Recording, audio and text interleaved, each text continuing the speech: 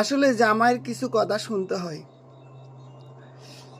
জামাই, কারণ আমার আগে তার বাপের বাড়ি কে কেমন ওটা একমাত্র আমার জামাই জানে। আমার জামাইয়ের কথা না শুনে কিছু কিছু ভুল করেছি। তো এখন বুঝতে পারতেছি আসলে আমার জামাইয়ের কিছু কথা রাইট, মানে মিলে যাচ্ছে কোনো বিষয়ে।